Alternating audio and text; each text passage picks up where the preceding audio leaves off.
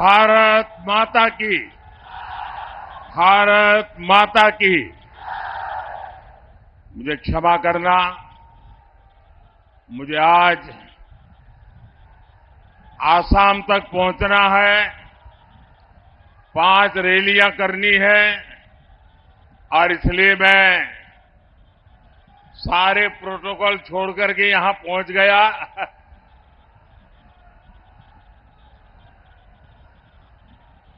विश्वविख्यात ज्ञान और मोक्ष के पवित्र नगरी गया जी के हम प्रणाम कर ही भगवान विष्णु, भगवान बुद्ध के इस तपस्थली के हम नमन करिए। ये वो धरती है जिसने मगध का ऐश्वर्य देखा है, जिसने बिहार का वैभव देखा है। संयोग से आज जब मैं गया जी आया हूं तो नवरात्रि भी है और आज ही सम्राट अशोक की जयंती भी है। भाइयों और बहनों, सदियों बाद आज एक बार फिर भारत और बिहार अपने उस प्राचीन गौरव को लौटाने के लिए आगे बढ़ रहा है। ये चुनाव विकसित भारत, विकसित बिहार के उसी संकल्प का चुनाव है। गया की धरती पर उमड़ा ये जन सैलाब, ये अपार जन समर्थन, आपका ये उत्साह साफ बता रहा है कि फिर एक बार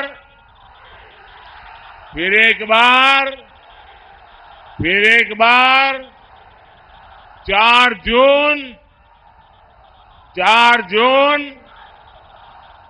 जून गया। और मैं अभी यहां जब आ रहा था एयरपोर्ट से, लोग पैदल यहां तक पहुंचने के लिए चल रहे हैं। हो सकता है मेरा भाषण पूरा होने तक वो पहुंच पाएंगे कि नहीं। बहुत बड़ी मात्रा में लोग हाथ में झंडे लेकर के चल रहे हैं। ये प्यार, ये आशीर्वाद मैं कभी भी भूल नहीं सकता हूं जी।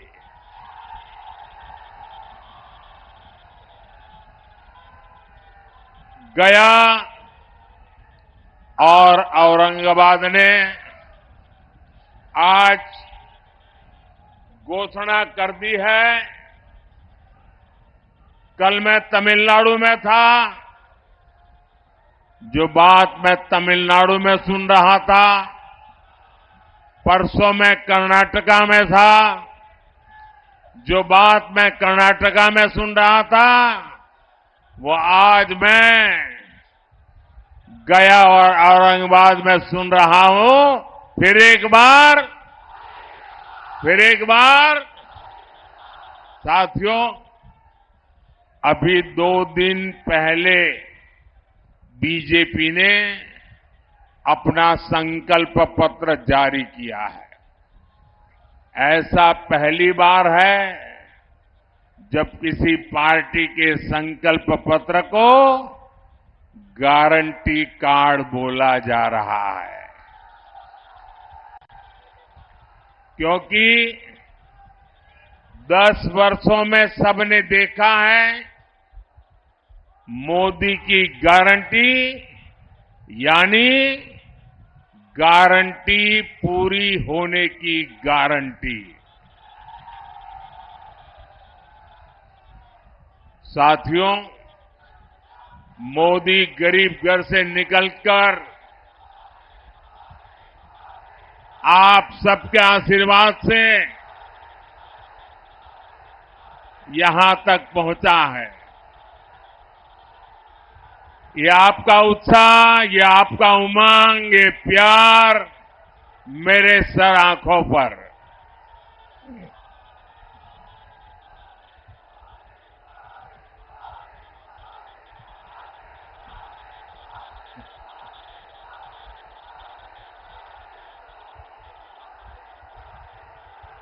मैं आपका ये प्यार जीवन भर मेरे कानों में गूंजता रहेगा।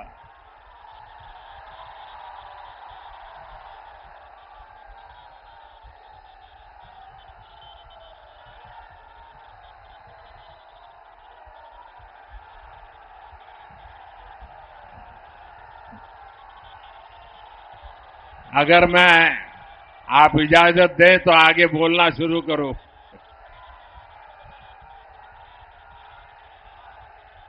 ये ऊर्जा बचाए रखिए, 4 जून को भी जरूरत पड़ेगी।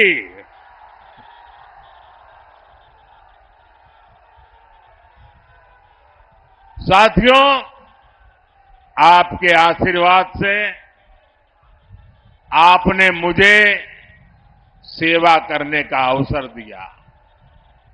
मोदी को देश के संविधान ने ये पद दिया है। डॉक्टर राजेंद्र बाबू और बाबा साहब अंबेडकर, उनका दिया हुआ ये संविधान न होता तो कभी ऐसे पिछड़े परिवार में पैदा हुआ गरीब का बेटा देश का प्रधानमंत्री नहीं बन सकता था।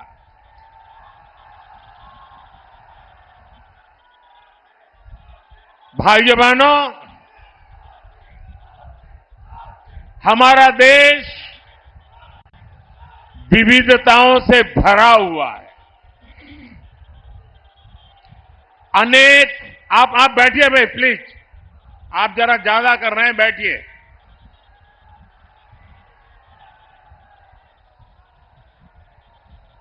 हमारा देश विविधताओं से भरा हुआ देश है। अनेक भाषाएं, अनेक बोलियां, अनेक रीति रिवाज,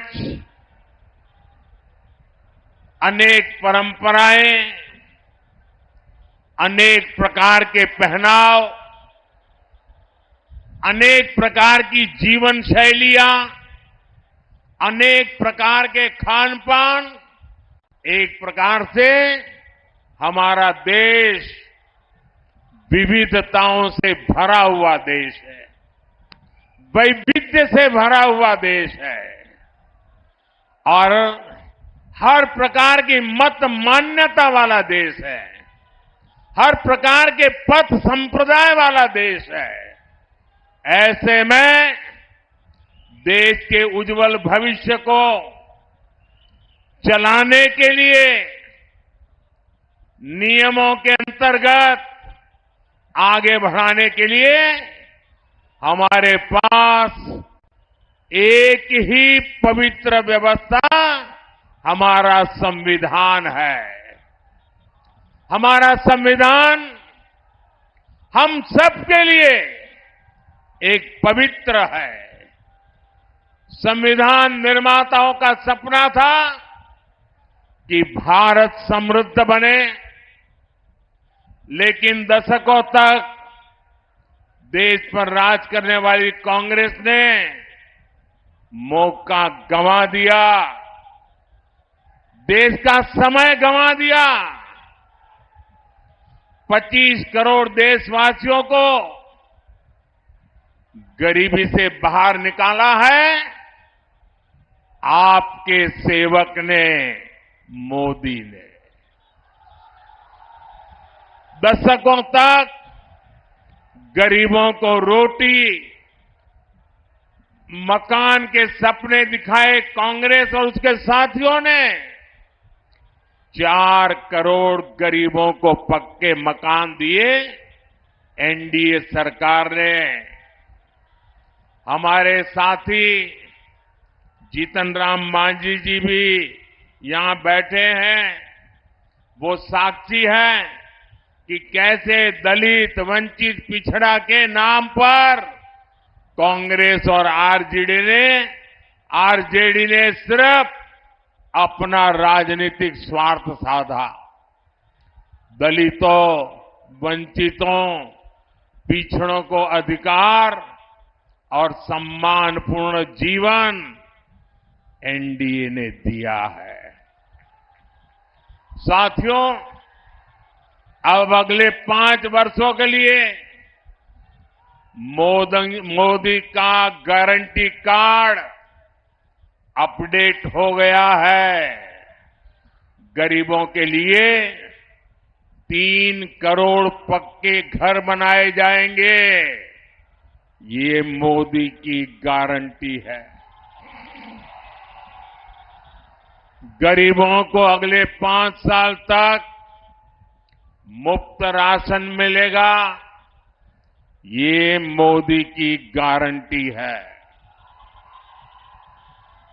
70 वर्ष की आयु से ऊपर के हर बुजुर्ग को 5 लाख रुपए तक का मुफ्त इलाज मिलेगा। ये मोदी की गारंटी है। किसान सम्मान निधि आगे भी जारी रहेगी। ये मोदी की गारंटी है। बीजेपी के संकल्प पत्र में समाज के हर वर्ग, हर क्षेत्र के लिए विकास का ठोस रोड मैप बनाया गया है। यहां डोभी क्षेत्र की तस्वीर भी औद्योगिक कॉरिडोर से बदलने वाली है। इससे यहां के युवाओं को रोजगार के लिए बाहर नहीं जाना पड़ेगा। साथियों, बीते 10 साल में देश में एक ऐसी क्रांति आई है जिसकी उतनी चर्चा नहीं होती। ये क्रांति देश के महिला स्वयं सहायता समूह द्वारा की गई है। पिछले 10 साल में 10 करोड़ महिलाएं सेल्फ हेल्प ग्रुप से जुड़ी है। बिहार में भी 1.25 करोड़ बहनें इस मुहिम से जुड़ी हैं। अरे हमारे गया जी में भी 5.25 लाख बहनें इन समूहों से जुड़ी है।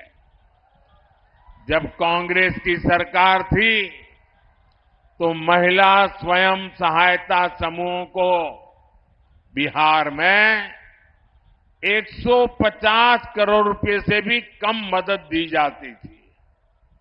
एनडीए सरकार के 10 साल में इन्हीं महिला समूहों को 40,000 करोड़ रुपए से ज्यादा दिए गए हैं।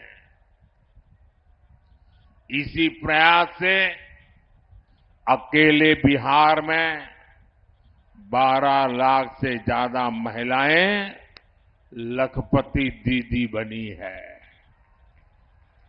अब मोदी ने देश की 3 करोड़ महिलाओं को लखपति दीदी बनाने का अभियान शुरू किया है। इसका बहुत बड़ा लाभ बिहार की महिलाओं को होगा। साथियों, हमारे एजेंडे में विकास भी है और विरासत भी है। यहां नॉर्थ कोयल प्रोजेक्ट कितने लंबे अरसे से लटका हुआ था, ये आप भी जानते हैं। ये एनडीए सरकार है जो इसे पटरी पर लाई है। इस प्रोजेक्ट के पूरा होने से गया और औरंगाबाद के किसानों को सिंचाई की बहुत बड़ी सुविधा मिलेगी। हमारी ही सरकार में प्रसाद योजना के तहत देश के 12 प्राचीन ऐतिहासिक धरोहरों में गया जी को भी शामिल किया गया है।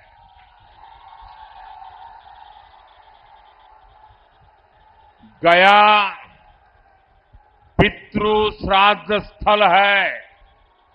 यहां भगवान बुद्ध को बुद्धत्व की प्राप्ति हुई थी। वैसे कम लोगों को पता है कि गुजरात में भी पाटन जिले में सिद्धपुर को मातृ श्राद्ध स्थल माना जाता है। इसे मातृ गया भी कहते हैं। जैसे यहां पितृ गया है, गुजरात के सिद्धपुर में मातृ गया है। हमारी सरकार इन सभी स्थलों के विकास के लिए प्रतिबद्ध है। अभी बीजेपी ने अपने संकल्प पत्र में भी कहा है कि वो भारत की विरासत को वर्ल्ड हेरिटेज मैप पर लेकर जाएगी। हमारे गया जी को भी हम उस ऊंचाई पर ले जाना चाहते हैं और इससे बड़ी संख्या में ग्लोबल टूरिस्ट भारत आएंगे और इसका लाभ इन सभी क्षेत्रों को होगा। साथियों, आकांक्षी जिला कार्यक्रम के तहत गया का तेजी से विकास सुनिश्चित किया गया है। अमृत स्टेशन योजना के तहत गया स्टेशन का कायाकल्प किया जा रहा है। विकास का ये स्केल, विकास की ये रफ्तार, इतने सारे काम हुए, आपके उत्साह में भी नजर आ रहा है कि मोदी सरकार ने कितने काम किए हैं। लेकिन साथियों, मैं जो संकल्प लेकर के चला हूं, मैं जो सपने देखता हूं और दुनिया में भारत का जो स्थान मेरे मन में है, उस हिसाब से तो इतना सारा करने के बाद भी मैं तो यही कहता हूं, ये तो ट्रेलर है, ट्रेलर।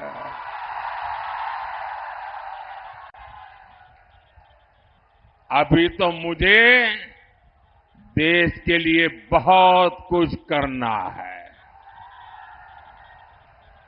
बिहार के लिए बहुत कुछ करना है। साथियों, बिहार के लोग जानते हैं, ये चुनाव दल का नहीं, देश का चुनाव है। आज एक और देश की संस्कृति पर गर्व करने वाले हम लोग हैं, तो दूसरी ओर हमारी आस्था को नीचा दिखाने वाले लोग हैं। कल रामनवमी का पावन पर्व है।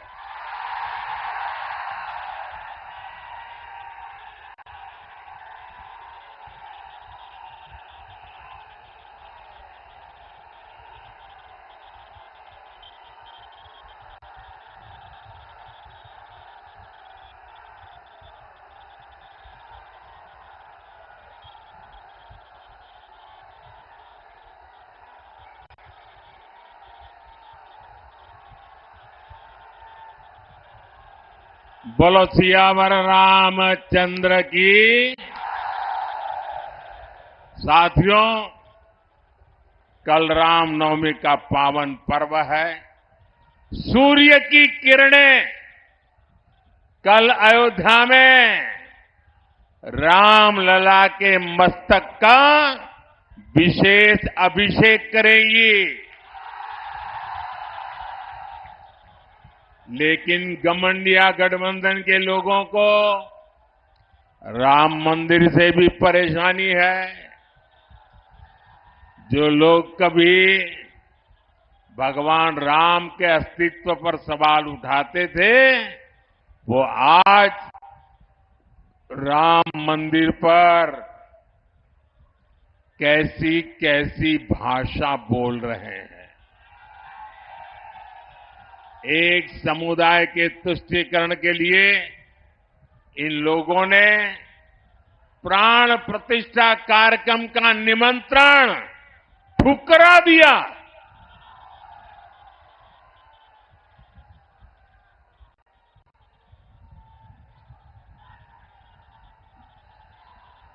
ये हमारे देश के संस्कार नहीं है। ये हमारे देश की परंपरा नहीं है।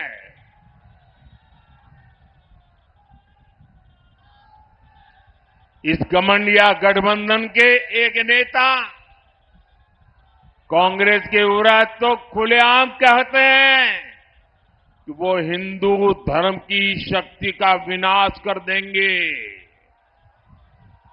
आज नवरात्रि का पावन पर्व है। हम शक्ति के उपासक हैं। क्या इस शक्ति का विनाश कोई कर सकता है क्या? ये शक्ति का विनाश कोई कर सकता है क्या? और जो शक्ति का विनाश करने निकले हैं, उनका क्या होगा? उनका क्या होगा? साथियों, ये ऐसा कुनबा भी इकट्ठा हुआ है, भांति भांति के उनके साथी, उनके एक दूसरे साथी वो कहते हैं ये हमारा जो सनातन है ना, ये सनातन तो वो डेंगू मलेरिया कहते हैं। क्या ये सनातन का अपमान है कि नहीं है? आपको मानना न मानना आपकी मर्जी, आप पर कोई प्रतिबंध नहीं है, लेकिन उसको डेंगू मलेरिया कहना ये सनातन का अपमान है कि नहीं है?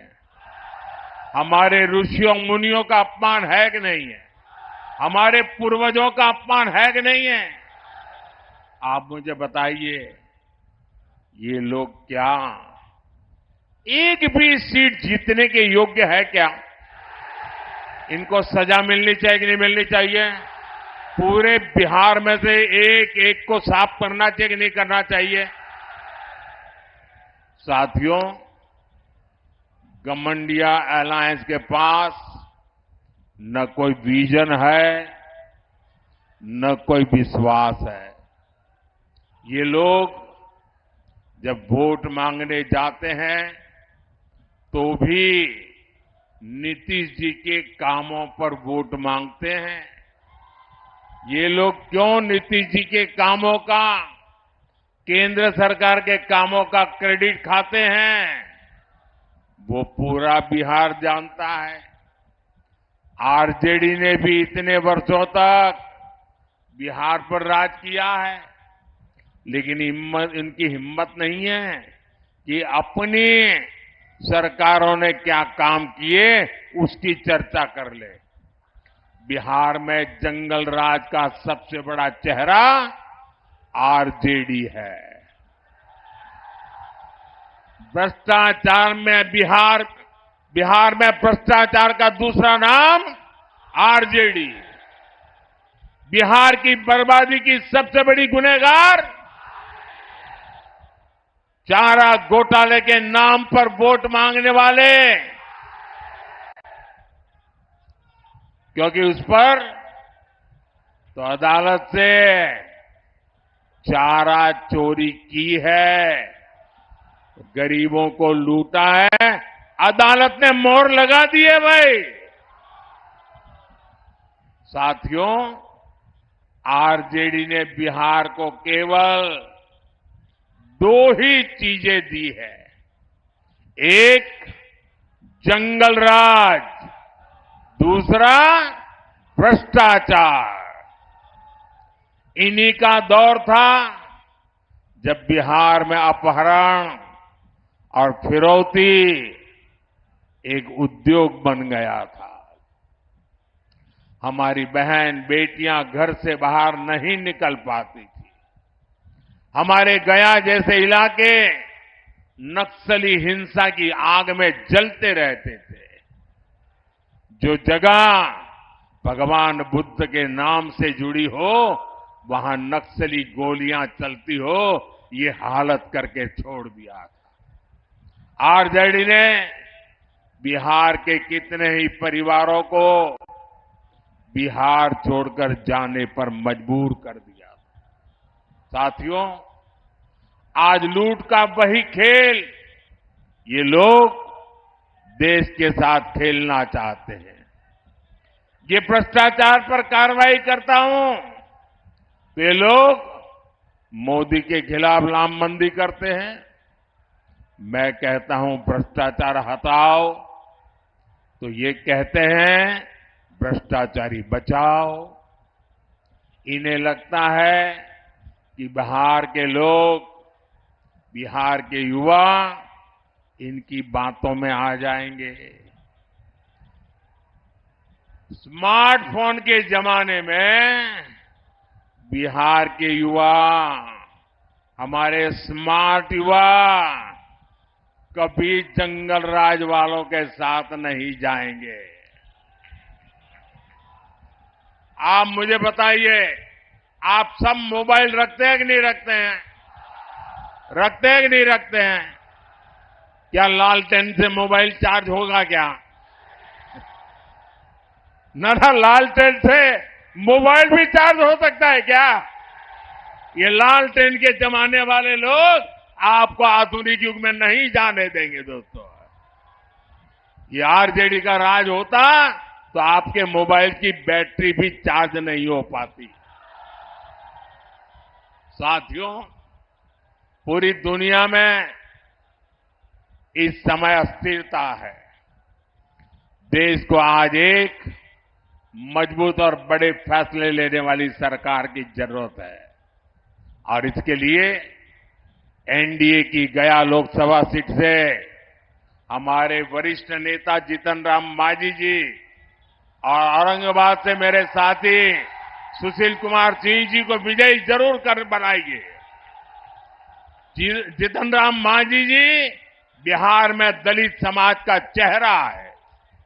सुशील जी बीजेपी के मेरे वरिष्ठ साथी हैं, संसद में मेरे वरिष्ठ साथी हैं। साथियों, जो उत्साह आज मैं यहां देख रहा हूं, आपको 19 अप्रैल को इतने ही प्रचंड उत्साह से मतदान करना है और बहुमत से इनको विजयी बनाना है।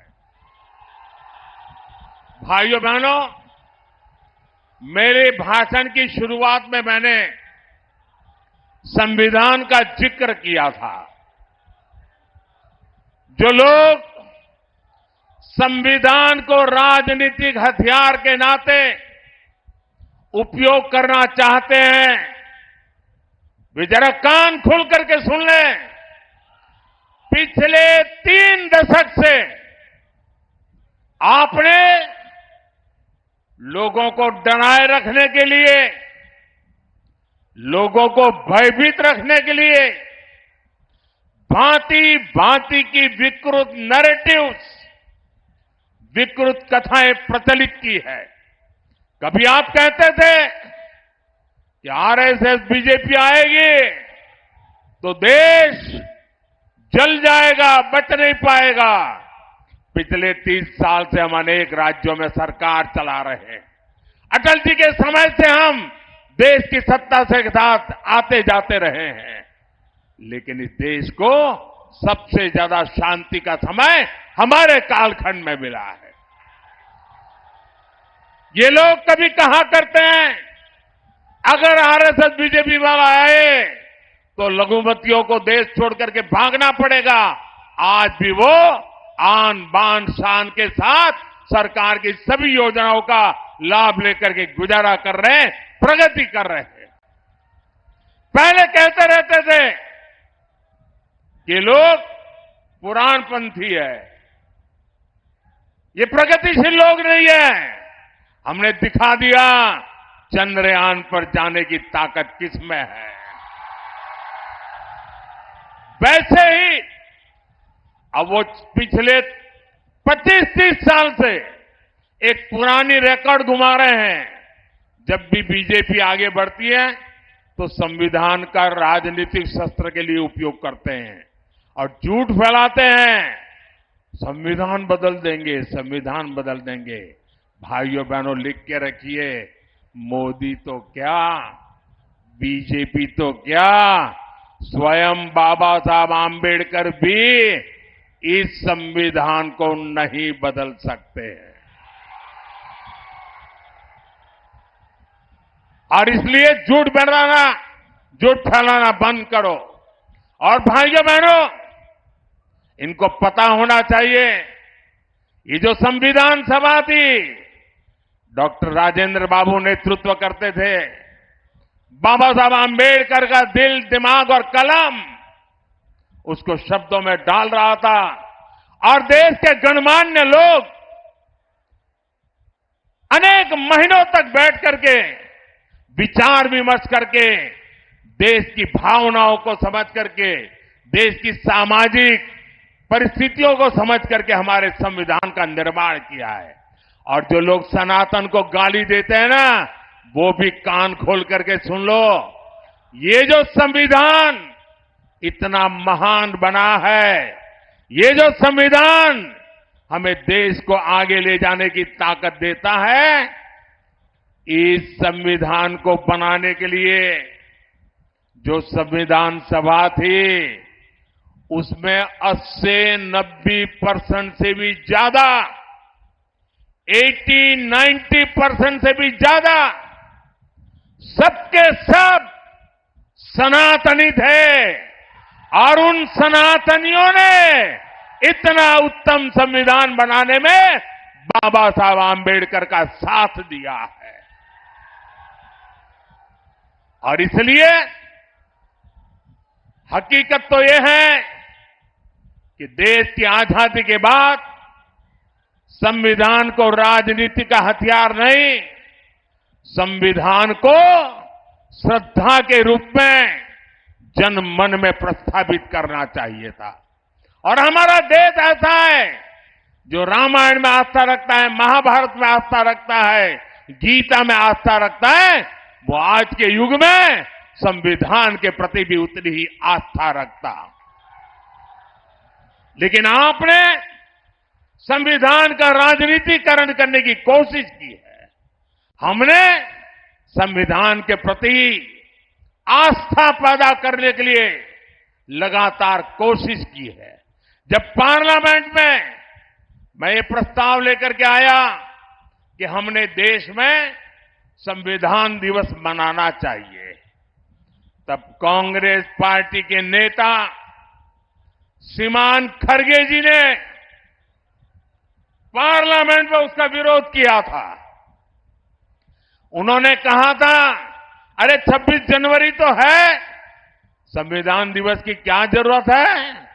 उनको ये समझ नहीं आया कि भारत के संविधान के प्रति निरंतर श्रद्धा पैदा करते रहना चाहिए, संस्कार बनना चाहिए। हमने संविधान दिवस को हर स्कूल में बच्चों के सामने संविधान का पाठ हो, प्रियम्बल का पाठ हो, वचनबद्धता आए, इसके लिए परंपरा प्रारंभ की है। और आज भी संविधान दिवस पर सुप्रीम कोर्ट 2 दिन का सेमिनार करती है, पार्लियामेंट में चर्चा होती है। इतना ही नहीं, संविधान को 75 साल हो रहे हैं। संविधान के 75 साल मनाने का सबसे बड़ा कार्यक्रम हमने प्रारंभ किया है। इतना ही नहीं, हम चाहते हैं कि संविधान सिर्फ अदालतों में दलील के लिए काम आए इतना पूरता नहीं है। संविधान हमारे जीवन को, हमारे संस्कारों को, हमारी भावनाओं को नई ताकत देने वाला संविधान वो ताकत है जिसको हमें दिलों तक पहुंचाना है। आपके लिए संविधान राजनीति का हथकंडा होगा, हमारे लिए संविधान श्रद्धा का केंद्र है, हमारे लिए संविधान आस्था का केंद्र है, हमारे लिए संविधान आने वाले 2047 के सपनों को पूरा करने का हमारा मार्गदर्शक है। और उसको लेकर के हम स्वतः आजाद भारत को विकसित भारत की ऊंचाई तक ले जाने का संकल्प लेकर के चल रहे हैं।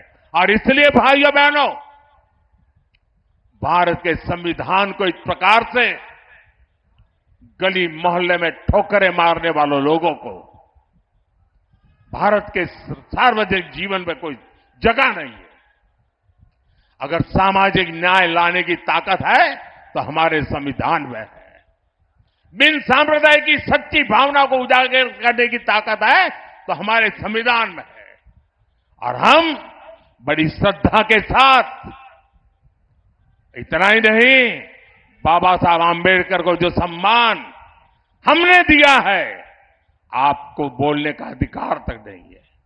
बाबा साहब आंबेडकर के जन्म से लेकर के जिन 5 महत्वपूर्ण स्थान पर बाबा साहब जी के जीवन का टर्निंग पॉइंट रहा है, उसको पंच तीर्थ बनाने का काम हमने किया है।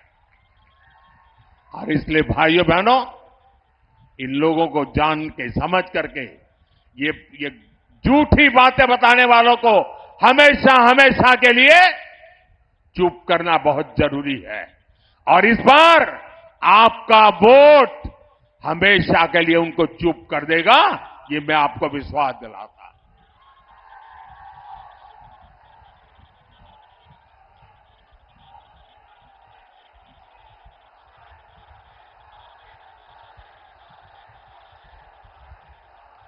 भाइयों बहनों, ये लोग कहते हैं 400 पार क्यों? मैं बताता हूं 400 पार क्यों। देश की जनता ने तय किया है 400 पार, क्योंकि देश की जनता 2047 में हिंदुस्तान को विकसित देना चाहती है। लेकिन साथ साथ एनडीए को 400 पार दे करके देश को लूटने वालों को, भ्रष्टाचारियों को, संविधान के साथ खिलवाड़ करने वालों को सजा देने के लिए भी वो हमें 400 पार देना चाहते हैं। ये चुनाव एनडीए को जिताने का भी है। ये चुनाव देश में तबाही करने की आदत रखने वालों को सजा देने का है। और इसलिए हिसाब 400 के पार जाने वाला है। भाइयों बहनों, 19 अप्रैल को गर्मी कितनी क्यों न हो, हमें सुबह सुबह मतदान करना है, ज्यादा से ज्यादा मतदान करना है। करोगे? हमें हर मतदाता को मिलना है, मिलोगे? हमें हर पोलिंग बूथ जीतना है, जीतोगे? मेरा एक काम करोगे? ये जीतन राम मांझी का काम नहीं है, मेरा है। करोगे?